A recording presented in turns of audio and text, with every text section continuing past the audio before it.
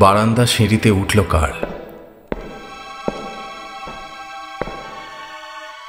Pocket থেকে চাবি বের করে দরজা খুলল। ভেতরে ঢুকে পুনরায় দরজা বন্ধ করল। চাবিটা পকেটে রাখল। তারপর সিঁড়ি বেয়ে উপরে উঠতে জমাট অন্ধকারের ভেতর থেকে লরার শান্ত ও সংযত কণ্ঠস্বর বেরিয়ে এলো। কার্ল। রেলিংয়ের শেষ প্রান্তে হাত রেখে থমকে দাঁড়ালো কার্ল। একেবারে সিঁড়ির গোড়াতেই। লরা কোথায় সে জানত, কোণের দিকে, যেখানে পুরনো আমলের বিশাল ঘড়িটা আছে, ঠিক তারই পাশে দরজার কাছাকাছি দাঁড়িয়ে রয়েছে লরা। যখন কার্লের জন্য অপেক্ষা করে তখন লরা সর্বদা এখানেই দাঁড়িয়ে থাকে। আমার এতদিনে অভ্যস্ত হওয়ারই কথা, কিন্তু এখনো তুমি আমাকে রীতিমতো চমকে দেয়। ওখানে রয়েছো তা তুই আমাকে বুঝতেই দাওনি কেন? একটা অন্তত আলো তো জ্বালবে। কেনই বা আলো জ্বালতে যাব? অন্ধকারের ভেতর থেকে লরার মসৃণ কণ্ঠের উত্তর ভেসে এলো। বাস্তবে ওকে দেখতে পেল না কার্ল, তবু স্পষ্ট দেখতে পেল তার ধারালো দাঁত দিয়ে চেপে রাখা ঠোঁট আর জল জল করে জ্বলতে থাকা খুদে খুদে চোখ দুটো। তুমি কি কোনোদিনও কোনো কাজ করো আলোর মধ্যে? আমি কোথায় ছিলাম তুমি তো জানো। শান্ত সমাহিত কণ্ঠস্বর কার্লের। ঘড়ির ঠিক পাশটিতে সে লরাকে দেখতে পাচ্ছিল। না, আমি জানি না। তুমি বলবে আমাকে। যতদিন না তোমার বিবেক জেগে ওঠে, আমি চাই ততদিন তুমি যেখানেই যাবে আমাকে জানাবে। লরা, লরা, অনুগ্রহ করো, আর বলো না। আমি বলবো, একবার কেন, সহস্রবার বলবো, যতদিন না তুমি এসব বন্ধ করছো, কিংবা তোমাকে যতদিন না আমি ছেড়ে যাচ্ছি। তুমি পারবে না কোনোদিন। তুমি তাহলে কি করবে? কোথায় যাবে? না আছে অর্থ, না আছে চাকরি। বিশ্বাস করেই ভালোবেসেছিলাম তোমাকে। আজও নিজের অর্থ ব্যয় করে তোমাকে পোষণ করছি, যে অর্থের লোভে তুমি আমাকে বিয়ে করেছিলে। থামো লরা। কার্ল, উত্তেজিত হয়েও না, আমি সত্য কথা বলছি। আচ্ছা আচ্ছা, তুমি কি পারো না যেগুলো যেভাবে রয়েছে সেগুলোকে সেভাবেই মেনে নিতে? তোমাকে তো মেনে নিয়েছি, কিন্তু যা করছো তুমি সেগুলোকে নয়। কোনো মেয়ে কোনো দিনই তা মেনে নিতে পারে না। তুমি তো জানো কত পুরুষ অন্য কত মেয়েদের সাথে মেলামেশা করে। এ কথা বলে নিজের সাফাই গাইছো না নিজেকে সমর্থন যোগাচ্ছ? নিজেকে সমর্থন যোগানোর প্রয়োজন আমার নেই, না তোমার কাছে না অন্য কারো কাছে। সে এক ভয়ঙ্কর প্রশান্তি অনুভব করতে আরম্ভ করল। ভয়ঙ্কর দুর্যোগের যেন পূর্বাভাস। লরা নিজেকে কি ভাবে? ওর কি বিশ্বাস এই সম্পদ অর্থ দিয়ে কার্লের শরীর মন সব খরিদ করে নিয়েছে? রক্তের মধ্যে দুরন্ত ক্রোধ যেন মাথাচাড়া দিয়ে উঠল। মাতালের মতো উদ্দীপ্ত উৎসাহিত হয়ে কার্ল এগিয়ে চলল লরার দিকে। নিঃশব্দে কালো অন্ধকারের বুক চিরে যেভাবে এগিয়ে গেল তাতে সচকিত হয়ে উঠল লরা। কার্ল, না না। লরার কণ্ঠস্বর শান্ত অথচ তীক্ষ্ণ। অন্ধকারের মধ্যেই লড়াই করতে গিয়ে পুরনো আমলের বিরাট সেই ঘড়িটার উপরে ছিটকে পড়ল ওরা। পাক খেয়ে সরে গেল ওরা দুজন। কার্ল পর মুহূর্তে ঝাঁপিয়ে পড়ে লরার ওপর। হাঁটু মুড়ে বসে যায় লরা। কার্লের হাত চেপে বসে গলায়। বিস্ফারিত চোখে লরা কার্লের দিকে তাকিয়ে থাকে। শব্দহীন মুখটা হাঁ হয়ে থাকে অসহায়ের মতো। ওদের দুজনের দূরত্ব কয়েক ইঞ্চি হবে। কার্লের চোখ দুটো হয়ে ওঠে হিমশীতল। লরার দু চোখে তখন মৃত্যুর শিখা। মেঝেতে একটা জড় পিণ্ডের মতো লুটিয়ে পড়ে লরা। পড়ে থাকে নিষ্পন্দ হয়ে ঘড়ির দোলকটার আবেগহীন ও অন্তহীন দুলুনির তলায়। কার্ল চারিদিকে একবার চোখ বুলিয়ে নেয়। তেমনি পূর্বের মতো নিঝুম ও শান্ত পরিবেশ। কোনো কিছুর পরিবর্তন নেই। অথচ এইমাত্র এখানে একজনকে হত্যা করা হয়েছে। এমনকি নিজেরও পরিবর্তন হয়নি। শ্বাস প্রশ্বাস স্বাভাবিক লয়ে বইছে। যে হাত দুটো কণ্ঠনালীতে চেপে বসেছিল সে হাত দুটোর অন্য কোনো রকমের অনুভূতি নেই। সে দিব্যি দাঁড়িয়ে রয়েছে, মনে হচ্ছে যেন কিছুই ঘটেনি। হত্যাকারী ধরা পড়লে সাজা হয়, কার্ল তো চারিদিকে বলে বেড়াবে না যে সে তার স্ত্রীকে হত্যা করেছে। লরাও তো আর কোনোদিন কথা বলতে পারবে না। আর নির্জীব এই বুড়ো ঘড়িটা মানুষকে সময় জানিয়ে দেবে, কোনোদিনই এই হত্যার কথা তো জানাবে না। কার্ল ড্রয়িং রুমে ঢুকে আলো জ্বালল, শরীর থেকে জ্যাকেটটা খুলল, একটা সিগারেট ধরালো। আরামকেদারায় বসে লরার জড়ো পিণ্ডের মতো নিথর শরীরের বেশ কিছুটা অংশ দেখতে পেল। সেখানে বসে গভীর চিন্তায় ডুব দিল সে। ঠোঁটের ডগায় সিগারেট ধরা ছিল, ধোঁয়াগুলো ঘুরতে ঘুরতে উপরের দিকে উঠছিল, অতিক্রম করছিল তার। কিন্তু লরার মরদেহ সে কোথায় নিয়ে যাবে, কি করবে?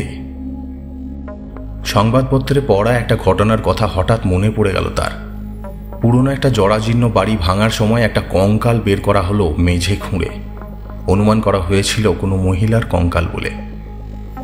কমপক্ষে 50 বছর ধরে সেটা ছিল সেখানে। তার অর্থ আরও একজন কার্ল তাহলে এই ধরনের কাজ করে দিব্যি জীবন কাটিয়ে গেছে। শেষে নিষ্পাপ নির্দোষ মানুষের মতোই কবরে ঠাঁই নিয়েছে। কার্ল নিচের ঘরে নামল, গাঁইতি দিয়ে মাটি খোঁড়া শুরু করল। কংক্রিটের বড় বড় চাঙড় উঠল প্রথম দিকে, পরে উঠল নরম কালো মাটি। কার্ল উত্তেজনায় কাঁপছিল। সাবধানে এক জায়গায় গর্ত করল সে। উপরতলা থেকে স্ত্রী লরাকে নামালো, তারপর কবরে শুইয়ে দিল। পুরনো সিমেন্ট ছিল এক ব্যাগ। সেই সিমেন্ট আবার আলাদা ধরনের। কাজের সুবিধার্থে সেই সিমেন্টে বালি মেশানো থাকে, তাতে জল মেশালো কার্ল। তারপর মেঝের পুরনো চেহারা সে ফিরিয়ে দিল। ঘরের খুপড়ির মতো জানলা দিয়ে সবে আলো ঢুকতে শুরু করেছে। কাজ শেষ করে সে একটা পুরনো ভাঙাচোরা টুলের ওপর বসল, পুনরায় সিগারেটটা ধরালো, চারিদিক ভালো করে দেখল। তারপর হলঘরের লাল গালিচা দিয়ে পুরো মেঝেটা ঢেকে দিল। কার্ল এবার মনে মনে গল্প ফাঁদল একটা। অবশ্য গল্পটা খুব একটা অস্বাভাবিক হবে না, কারণ লরা প্রতিবেশীদের সঙ্গে খুব একটা মেলামেশা করত না। তাছাড়া অঞ্চলটাও তেমন নয় যে প্রতিটি পরিবার তাদের প্রতিবেশীদের সম্পর্কে খোঁজ খবর রাখবে। ওর হঠাৎ এই অনুপস্থিতি কেউ খেয়াল করবে বলে মনে হয় না। ক্যালিফোর্নিয়ায় লরার দুঃসম্পর্কের আত্মীয়রা থাকে। তাদের চিঠি লিখে জানিয়ে দিল লরা অসুস্থ, তবে সতর্ক হয়ে লিখল যাতে কেউ আবার উদ্বিগ্ন না হয়ে পড়ে। সে চায় না সবাই লরাকে দেখতে ছুটে আসুক। লরার অসুখ, অবস্থার ক্রমশ উন্নতি, পুনরায় রোগের আক্রমণ এবং অবশেষে মৃত্যু। বিস্তারিত বিবরণ সহকারে 4খানা চিঠি সে লিখে ফেলল। সিদ্ধান্ত নিল 7 দিন অন্তর একটা করে ডাকে ফেলবে। কয়েকটা দিন এভাবেই কেটে গেল। 3 দিনের দিন খেয়াল হলো খুনের সেই রাতের পর থেকে সে বাইরে পা রাখেনি। নিজেকে তিরস্কার করল সে। ভয়ের কি আছে? বাড়ির বাইরে পা রাখলে কেউ কি আর মেঝে খুঁড়ে লরার মৃতদেহ বের করবে? তবু সেই ধরনের অনুভূতি তাকে পেয়ে বসল। হঠাৎ টেলিফোন বেজে উঠল। কার্ল রিসিভারটা তুলল। ফোনটা তার নয়, লরার। মাংসের দোকানই করেছে। সে জানতে চাইল, মিসেস বোগেন মাংস নিতে এলেন না? কিছু হয়েছে নাকি? না, কি আর হবে, তবে শরীরটা ভালো নেই। মাংসের দোকানির মুখ থেকে সহানুভূতি মেশানো কিছু কথা বেরোল। পুনরায় কার্ল ভাবতে বসল। সে প্রথমে লোকটাকে বলেছে লরার কিছু হয়নি, পরক্ষণেই বলেছে লরা অসুস্থ। সন্দেহ জাগবে না তো? কার্লের ধারণা প্রতিবেশীরা হয়তো ঠিক ততটা উদাসীন নয়। কারো না কারো সে খেয়াল হবে। মিসেস বোগেনকে দেখা যাচ্ছে না, সে কারণে প্রশ্ন করতেই পারে। লরার বন্ধু বান্ধবও তো থাকতে পারে। সে কথা মনে আসতেই কার্ল অনুভব করল লরার স্বভাব চরিত্রের ব্যাপারে সে ততটা জানে না। এমনও হয়েছে পরপর কয়েকদিন সারা দিন সে বাড়ি ফেরেনি। সে কারণে লরা কি করত, কাদের সঙ্গে মেলামেশা করত, কথাবার্তা বলতো, সে জানবে কিভাবে? বিকেলে একটু ঘুমিয়ে নিল কার্ল। ঘুমের ঘোরে বিশ্রী একটা দিবা স্বপ্ন দেখল। অবচেতন মন প্রাণপণ লড়াই চালালো ঘুমের ঘোর কাটাতে, কিন্তু পারল না। ঘুমের ঘোরেই যন্ত্রণায় ছটফট করতে লাগলো, শরীর ঘামতে লাগলো, দরদর করে ঘাম গড়িয়ে পড়ল। চোখের সামনে দেখল লড়া কবর থেকে বেরিয়ে আসতে চাইছে। মেঝের তলা থেকে নখের আঁচড় কাটা শব্দ পেল সে। প্রচণ্ড ক্রোধ ও আতঙ্কের এক চাপা হাহাকার শুনতে পেল কার্ল। আঁচড় কাটা শব্দই প্রচণ্ড আকার ধারণ করল, মনে হলো আঘাতের শব্দ। শান বাঁধানো মেঝেটা কাঁপতে থাকলো, দুলতে লাগলো। তারপর প্রচণ্ড এক বিস্ফোরণ। ভিত সমেত বাড়িটা থর থর করে কাঁপতে লাগলো।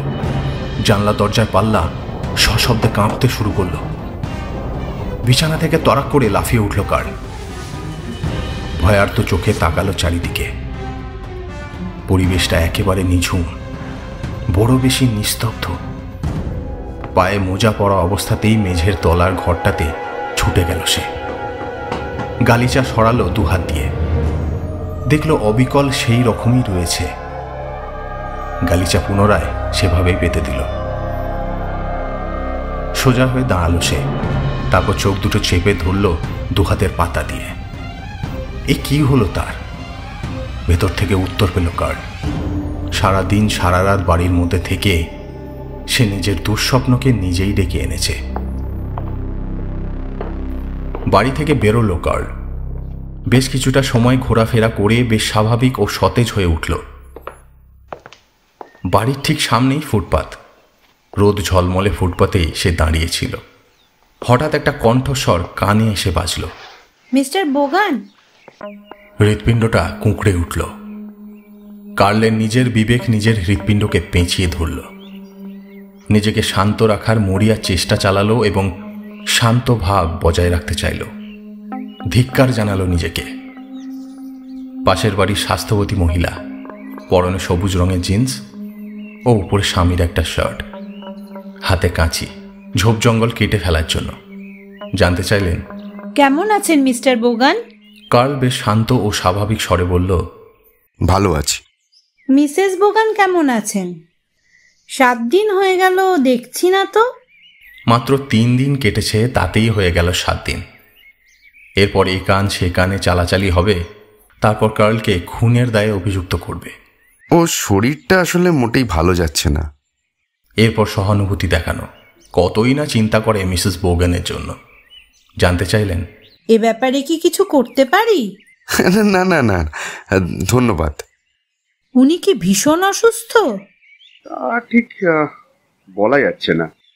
ডাক্তার ডাকা হয়েছিল নাকি হয়নি? মহিলার চোখে ইতিমধ্যেই অভিযোগের দৃষ্টি ফুটে উঠেছে। এখন অবশ্য হত্যার অভিযোগ আনেননি, তবে এমন ভাব করছেন যেন কার্ল লরাকে ভীষণ অত্যাচার করেছে। সারা শরীরে কালশিটে দাগ নিয়ে শুয়ে রয়েছে লরা। হ্যাঁ, ডাক্তার বলেছেন বিশ্রামের প্রয়োজন। আমি দেখা করে আসতে পারি, রান্নাও করে দিতে অসুবিধে নেই। না না, তার প্রয়োজন হবে না, ধন্যবাদ। দ্রুত উত্তর দিল কার্ল। একটু থেমে পুনরায় বলল, আমি নিজেই সেবা যত্ন করছি। কিন্তু আপনি কাজে বেরোলে? তাঁদের এখনো ধারণা কার্ল চাকরি করে। মহিলাটি একেবারে নাছোড়। সন্দেহ যতক্ষণ না জাগে ততক্ষণ প্রশ্নবান নিক্ষেপ করে যাবেন। নার্স রেখে দেবো একটা। বড্ড তাড়াতাড়ি হয়ে গেল না? তাছাড়া পথ কি? মহিলাটা হাসলেন। মনে সন্দেহ জাগেনি। একগুঁয়েমি ভাবটা ত্যাগ করেছেন। ঠিক জায়গায় ছোটখাটো মিথ্যে কাজে লাগে। কার্ল হাসল। সূর্যালোকে দাঁড়িয়ে একে অপরের দিকে তাকিয়ে তারা দুজনেই হাসল। বাড়িতে ঢুকে দরজা চাবি দিল কার্ল। তারপর ঘটনার বিশ্লেষণ করতে লাগলো বসে বসে। কি বলেছে সেই মহিলাটিকে? যা বলেছে তা মহিলার মনোভাব ফেরানোর জন্যই বলেছে। এ ধরনের মহিলাকে বিশ্বাস নেই। নরম মনে ধোঁয়া তুলে কোনো সময় একবারই স্যুপ নিয়েও বাড়িতে হাজির হতে পারে। বুদ্ধিটা তো ভালোই। নার্স না সম্ভব হলে এমন কোনো ব্যবস্থা করা যেতে পারে। মিসেস বোগানের অসুস্থ থাকার সময় ঘরদোর পরিষ্কার করবে, সংসার সামলে দেবে। মিসেস বোগানের সঙ্গে সাক্ষাতের দরকার হবে না। মিসেস বোগানের একেবারে বেহাল অবস্থা। কোনো অবস্থাতেই বিরক্ত করা চলবে না, শান্তি নষ্ট হতে দেওয়া চলবে না, এ বিষয়ে বেশ কড়া নির্দেশ দেওয়া থাকবে। সন্দেহ দূর হবে, তাহলে পরবর্তী পদক্ষেপের সময়ও পেয়ে যাবে কার্ল। সংবাদপত্রে বিজ্ঞাপন পড়ল, গৃহকর্ত্রী অসুস্থ থাকার জন্য ঘর সংসার দেখাশোনা, রান্নাবান্না ও ঘরদোর পরিষ্কারের লোকের দরকার। কয়েকদিন পর একজন মহিলা এসে কলিং বেল বাজালো। দরজা খুলল কার্ল। তার হাতে ভাঁজ করা খবরের কাগজ। বিজ্ঞাপনের পৃষ্ঠাটা ভাঁজ করা রয়েছে। নাম বলল বেটরা কুল। বেশ লম্বা চেহারা, ফ্যাকাশে মুখ। সুন্দরী বলা যাবে না, তবে একেবারে সাধারণ নয়, মোটামুটি সুন্দরী। গায়ের রং তামাটে, পাতলা ঠোঁট, চিন্তাশীল দুটো স্বচ্ছ চোখ কার্লের চোখে ধরা পড়ে গেল। বয়স 40-এর কাছাকাছি, আস্থা রাখা যায়। কার্ল অনুভব করল মহিলাটি অনেক রহস্য চেপে রেখেছে, কিন্তু এই ধরনের মেয়েরা পেট থেকে কথা বের করে না। কার্ল জানতে চাইল, রান্না জানেন? হ্যাঁ জানি। ঘর সংসার সামলেছেন? হ্যাঁ। তারপর নিজের মুখেই বলল, সেবাও করতে পারি যদি বলেন। না না, প্রয়োজন হবে না। ঘর সংসারের কাজ আসলে মিসেস বোগানের বিশ্রামের ভীষণ প্রয়োজন, একেবারে নিরিবিলি কোনো জায়গায়। কথাটার গুরুত্ব বোঝাতে গম্ভীর কণ্ঠে নিচু স্বরে বলল কার্ল। মিসেস বোগানকে অবশ্য সপ্তাহে একবার করে ডাক্তার দেখে যান। বেশ কিছুটা সময় ধরে কার্লের দিকে তাকিয়ে রইল মিসেস কুল। কিছু জানতে চাইলেও সরাসরি প্রশ্ন করল না। আবেগমথিত কণ্ঠে কার্ল ধীরে ধীরে বলল, ওর বাচ্চা হওয়ার কথা ছিল। মিসেস কুল সহানুভূতি জানালো। ভীষণ দুর্বল রয়েছে। সব আশা না ছেড়ে অমঙ্গলজনক করে তোলার জন্য হতাশায় চোখ নামিয়ে নিল কার্ল। পাকা কথা বলা হয়ে গেল। সকালবেলায় ঘরদোর পরিষ্কার, তবে কেবল নিচুতলা। মিসেস বোগানের জন্য রান্না করে দেবে। লরার খাবারটা উপরে নিয়ে গিয়ে সে নিজেই খাবে। তারপর মিসেস বোগানের এঁটো বাসনকুসন নিচে আনবে। মিসেস কুল, আপনার রান্নার ভীষণ সুখ্যাতি করেছেন মিসেস বোগান। অসংখ্য ধন্যবাদ স্যার। কার্ল ওকে নজরে রাখল। দেখতে খারাপ নয়। মাঝে মাঝে কার্লের দিকে ট্যারা চোখে তাকায়। কার্ল অনুভবে বুঝতে পারে তার জন্য সে ভীষণ দুঃখ অনুভব করে। কার্ল জানে এর ফল কি। আলাদা করে কার্লের জন্য নতুন ধরনের রান্না করে সে। জোর করেই সেগুলোকে গলাধঃকরণ করতে হয়। তাই রোজের নিয়ম হয়ে দাঁড়ালো। একটা সপ্তাহ কাটল, তারপর 2 সপ্তাহ। রোজ সকালে ও বিকেলে আদর্শ স্বামীর মতো স্ত্রীর জন্য পাত্র করে খাবার নিয়ে যায়। ঘরের দরজা বন্ধ করে নিজেই সে খাবার খায়। মাঝে মাঝে নিচু স্বরে কয়েকটা কথা বলে নেয়, যাতে করে মিসেস কুলের কানে কথাগুলো পৌঁছয়, তাকে সন্দেহ করতে না পারে। বিকেল 4টায় চলে যায় মিসেস কুল। একদিন তো তাকে বাস স্ট্যান্ড পর্যন্ত এগিয়ে দিয়ে এলো কার্ল। মিসেস কুল জানতে চাইল, উনি কেমন আছেন? উন্নতি হচ্ছে? এখনো একই রকম রয়েছে, ভালো বলা যায় না। গতকাল আপনি যাবার পরেই ডাক্তারবাবু এসেছিলেন। উনি বললেন উন্নতি হচ্ছে না, অবস্থা আরো খারাপের দিকে যাচ্ছে। দেওয়ালের দিকে তাকিয়ে কেবল শুয়ে থাকে, কথা বলতেও পারে না। এভাবে কতদিন আর চলবে? উনি হয়তো বাচ্চার কথা খুব ভাবেন। হয়তো হবে। বাস স্টপ এসে গিয়েছিল। কার্লের দিকে তাকিয়ে ও বলল, একটা কথা আপনার কাছে জানতে চাইছি, উনি কি আদৌ সুস্থ হবেন বলে মনে হয়? কথাটা তৃতীয় কান করবেন না মিসেস কুল। আশা যে নেই তার ডাক্তারের চোখ মুখ দেখেই বুঝতে পারি। আপনার কি দুরবস্থা। নিঃসঙ্গতা যে কি সেটা হাড়ে হাড়ে বুঝি, কারণ আমার নিজেরই নিঃসঙ্গ জীবন।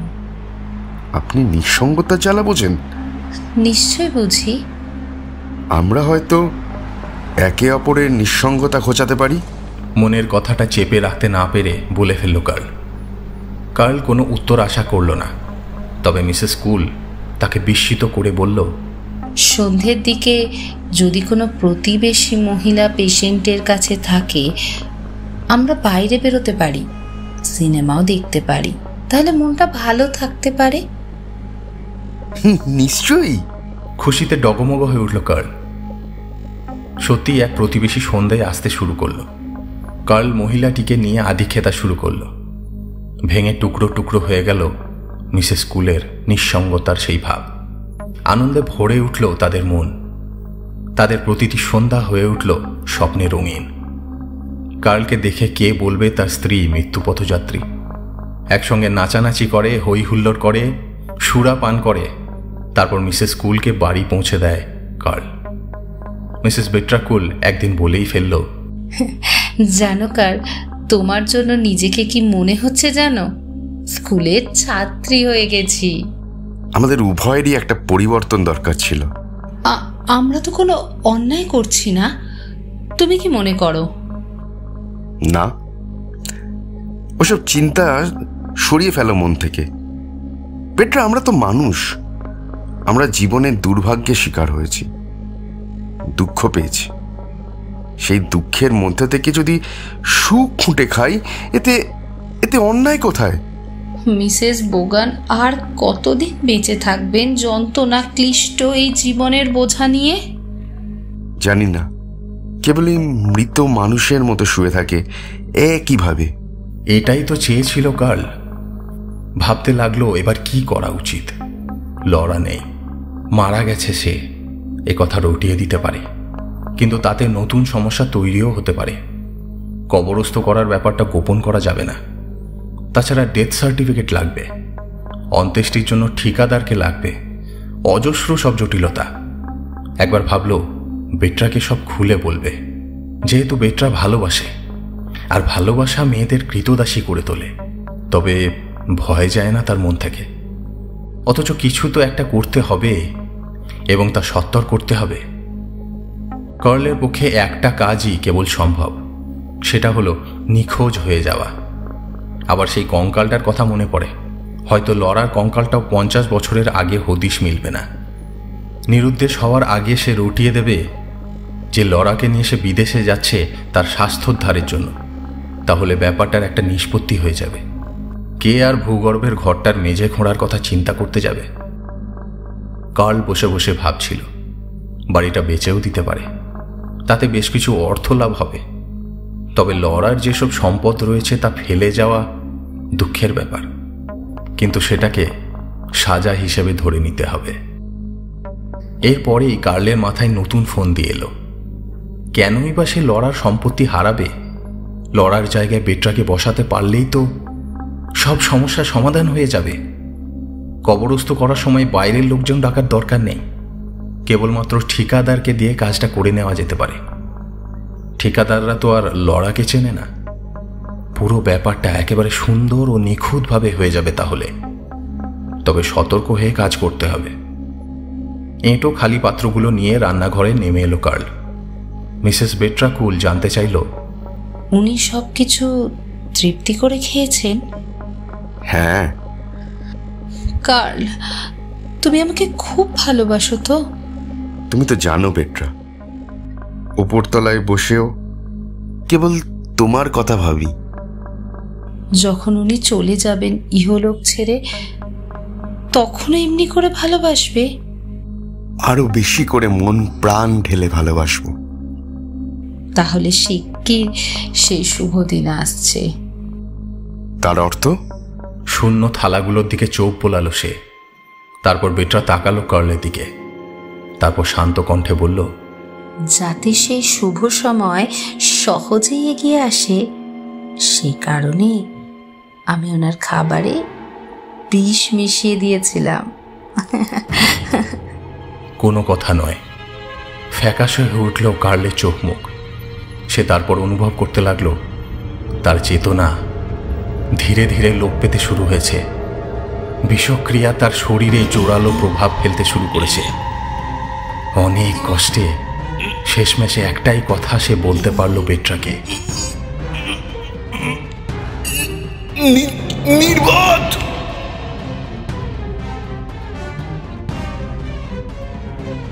শুনছিলেন স্যার অ্যালফ্রেড হিচককের লেখা ছোট গল্প দ্য এমটি রুম। গল্পের সূত্রধর ও গল্প পাঠে আমি ইমরান। কার্লের চরিত্রে অভিনয় করেছেন দেবব্রত, লরার চরিত্রে চন্দনা, বেট্রাকুলের চরিত্রে পিয়াস, প্রতিবেশী মহিলার চরিত্রে Bidisha. Poster and sound design Imran. আমাদের গল্পগুলি ভালো লাগলে অবশ্যই চ্যানেলটি সাবস্ক্রাইব করে আমাদের উৎসাহিত করুন। সঙ্গে থাকুন এবং শুনতে থাকুন শব্দ গল্পদ্রুম।